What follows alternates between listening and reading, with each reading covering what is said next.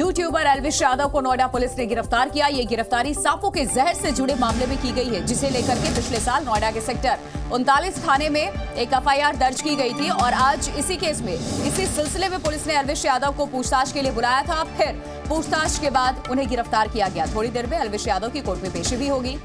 तो सांपों के जहर मामले को लेकर के एक बार फिर एल्विश यादव की जो मुश्किलें हैं वो बढ़ती चली जा रही हैं। उस वक्त एक ऑडियो मैसेज भी वायरल हुआ था, ऑडियो टेप सबके सामने आया था, जहां एल्विश का नाम लेकर के किस तरीके से इस सांपों के जहर की कहां पे सप्लाई होगी, कौन से पार्टी में सर्व करना है, इसको लेकर के बातचीत हो रही थी।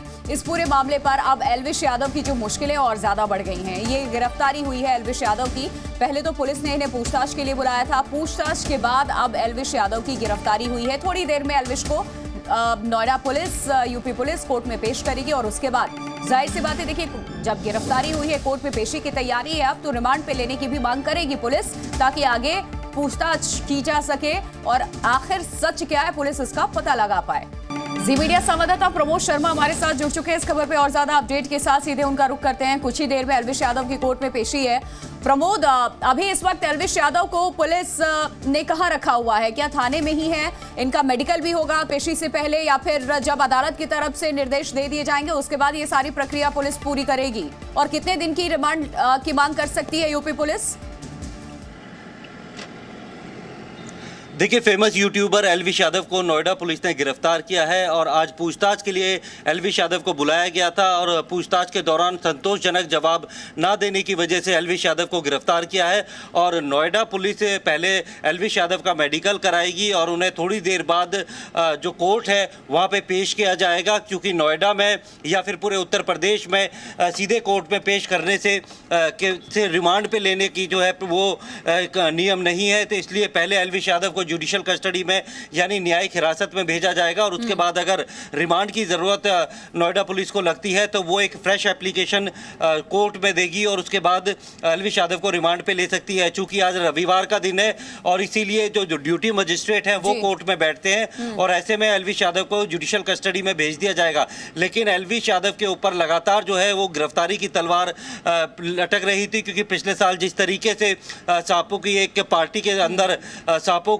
रेव पार्टी की बात सामने आई थी, जिसमें सांपों के जहर का इस्तेमाल और दुर्लभ प्रजाति के सांपों को ले जाने की बात सामने आई थी, जिसमें कई सारे सांप जो है वो बरामद किए गए थे। उनका जो है बाकायदा जो फॉरेंसिक या फिर जो जांच की गई थी तो उसमें कई रिपोर्ट जो है आई थी। ये जो गिरफ्तारी हुई है लगातार एल्विश यादव को पूछताछ के लिए अभी जो पुलिस ने गिरफ्तार किया है, कौन कौन से वो चीज है जो प्रशासन के सामने आने के बाद इनकी गिरफ्तारी हुई है? क्योंकि अगर गिरफ्तारी, ये मामला तो बड़ा पुराना है, इसके पहले भी एल्विश यादव पहुंचे हुए थे, पूछताछ करने के लिए पुलिस वहां उन्हें बुला चुकी है और किस तरीके से एल्विश यादव का नाम सामने आया, वो ऑडियो मैसेज भी याद होगा। एल्विश के नाम पे किस तरीके से सांपों के जहर की बात हो रही थी, सप्लाई की बात हो रही थी, पार्टी का नाम लिया जा रहा था, ये सब कुछ तो होता ही है।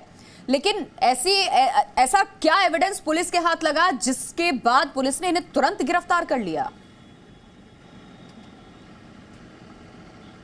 देखिए, एल्विश यादव को आज पूछताछ के लिए एक समन दिया गया था और एल्विश यादव जब इन्वेस्टिगेशन ज्वाइन करने के लिए पुलिस के सामने पहुंचे थे तो उनसे कुछ सवाल किए गए थे, पूछताछ की गई थी, क्योंकि इस मामले में नोएडा पुलिस अपनी काफ़ी ज़्यादा इन्वेस्टिगेशन कर चुकी थी।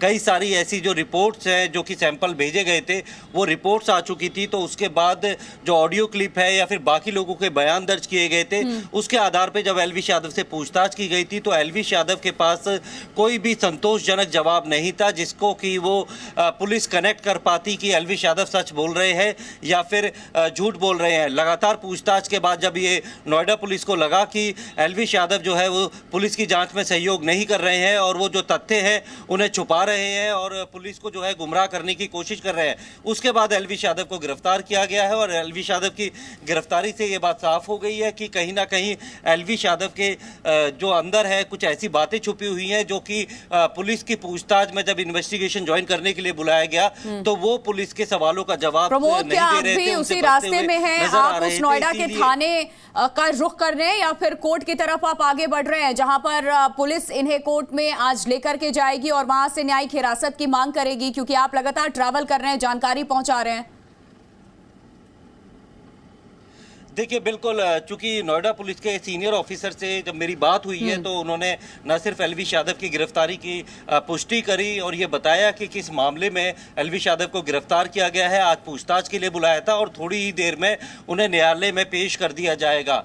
तो इसीलिए अभी हम कोर्ट की तरफ है, ऑन द वे है, और कोर्ट पहुंचने के बाद किस तरीके की जो ग्राउंड्स है या फिर बातें हैं, दलीलें हैं, वो नोएडा पुलिस की तरफ से कोर्ट में रखी जाती है या फिर सीधा नोएडा पुलिस एलविश यादव की गिरफ्तारी के बारे में जानकारी कोर्ट को देकर उन्हें जो है न्यायिक हिरासत में भेजने के लिए बोल सकती है। तो फिलहाल अभी हम कोर्ट में जाएंगे तो और ज्यादा स्थिति साफ हो पाएगी कि आखिर गिरफ्तारी के ग्राउंड क्या बने थे, कि क्या ऐसी वजह थी कि एलविश यादव को आज पूछताछ के लिए बुलाया गया और उसके बाद ही एलविश यादव को गिरफ्तार कर लिया गया। अगर नोएडा पुलिस के पास क्या कोई दूसरा विकल्प नहीं था कि अगर वो सवालों के सही जवाब नहीं दे रहे तो उनको इस बात की हिदायत देकर वापस भेजा जाता। बिल्कुल देखना होगा कि इस पूरे मामले में किसकी गिरफ्तारी होती है, क्योंकि इतने लार्ज स्केल पे इस तरीके की रेप पार्टी जब ऑर्गेनाइज की जाती है तो कोई एक चेहरा सिर्फ नहीं होता है, बहुत सारे लोगों की मिलीभगत होती है, वो भी एक स्टेट से दूसरे स्टेट तक। आप इन सारी चीजों को सप्लाई करा रहे हैं तो एक पूरा चेन होगा जिन सबकी गिरफ्तारी होगी। बहुत शुक्रिया प्रमोद आपका।